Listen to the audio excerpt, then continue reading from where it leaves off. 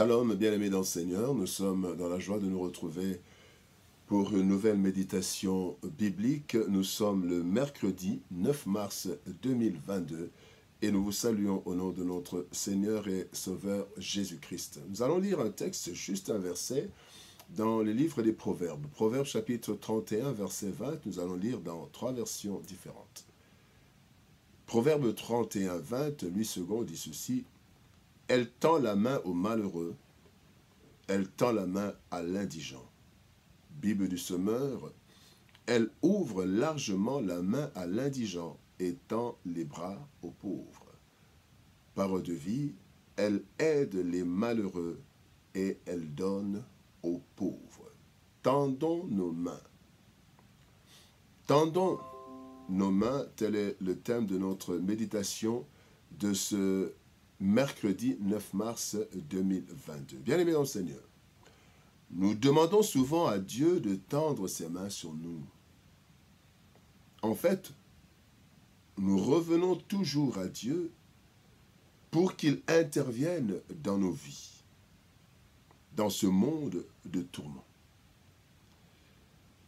Nous avons généralement plus tendance à chercher le secours plutôt qu'à porter secours aux autres. Le texte du jour nous parle d'une femme, la femme vertueuse. Ce texte nous invite à apprendre de ses qualités. Une d'elles, c'est de venir en aide aux défavorisés. Elle tend la main aux malheureux, elle tend la main à l'indigent. Oui, elle vient en aide aux défavorisés de la société. Chose qui est de plus en plus rare dans notre société actuelle.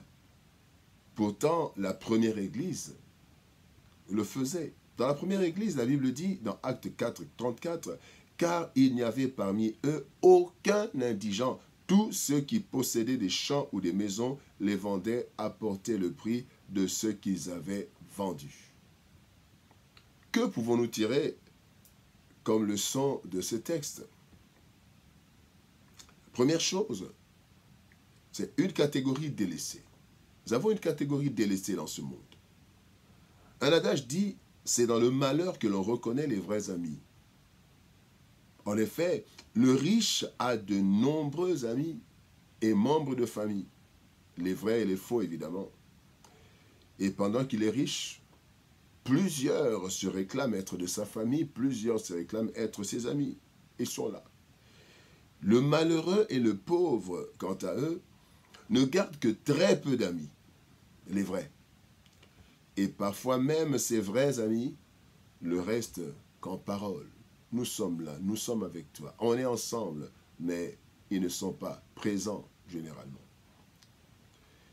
Cette catégorie composée de pauvres et de malheureux n'ont en fait que Dieu sur qui ils peuvent compter. Selon qu'il est écrit, entre autres, il est dit dans Psaume 12, 6, « Parce que les malheureux sont opprimés et que les pauvres gémissent, maintenant, dit l'Éternel, je me lève, j'apporte le salut à ceux contre qui l'on souffle. » Oui, le seul soutien, parfois, pour les malheureux et les pauvres, il n'y a que Dieu, quoi.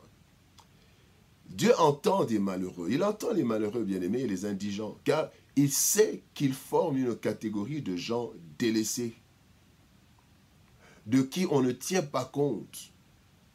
N'est-ce pas ce qu'il est écrit dans Ecclésiaste chapitre 9, 16? La sagesse du pauvre est méprisée et ses paroles ne sont pas écoutées. Même s'il est sage, il est intelligent, mais le pauvre, le malheureux, il n'est pas écouté. Ce sont des laissés pour compte. Donc, une catégorie délaissée. La deuxième leçon, bien aimé, deuxième chose que nous voulons dire, c'est que nous sommes les mains de Dieu. Bien aimé, nous sommes les mains de Dieu. Dieu entend le malheureux et l'indigent. Il intervient en leur faveur, comme il est écrit dans le psaume 72, verset 13. Il aura pitié du misérable et de l'indigent. Il sauvera la vie des pauvres. Bien, vous savez, parmi les crimes de Sodome, il y avait le délaissement des malheureux. Voilà ce que dit Ézéchiel chapitre 16, verset 49. Voici quel a été le crime de Sodome, ta sœur. Elle et ses filles, elle avait de l'orgueil, elle vivait dans l'abondance et dans une insouciante sécurité. Elle et ses filles, et elle ne soutenait pas la main du malheureux et de l'indigent. Donc parmi les choses, les crimes de Sodome, il y avait le fait de ne pas soutenir les malheureux, le malheureux et l'indigent. Dieu vient en aide, bien-aimés, aux malheureux et aux indigents. Mais il passe par les hommes et les femmes.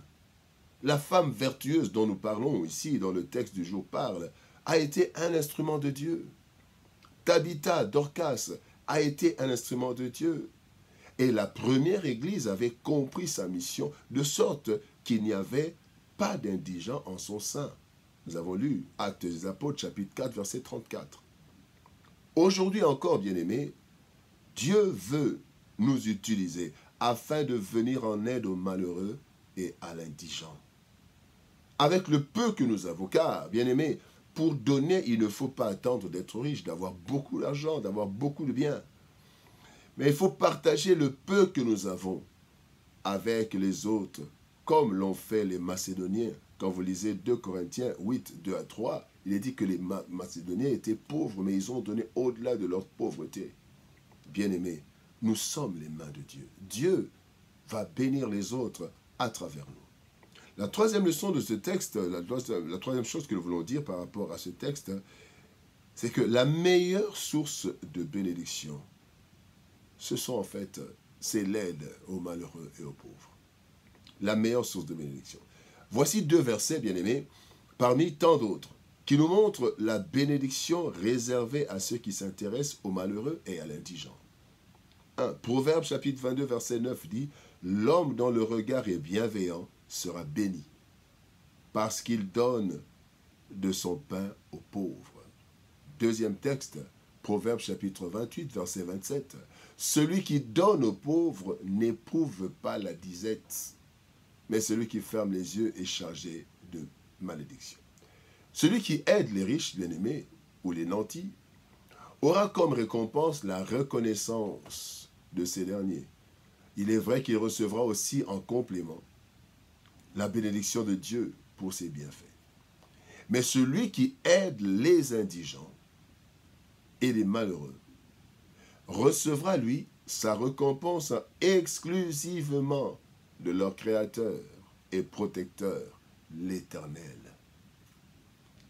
Le soutien des malheureux et des indigents est donc une source intarissable de bénédiction de Dieu lui-même.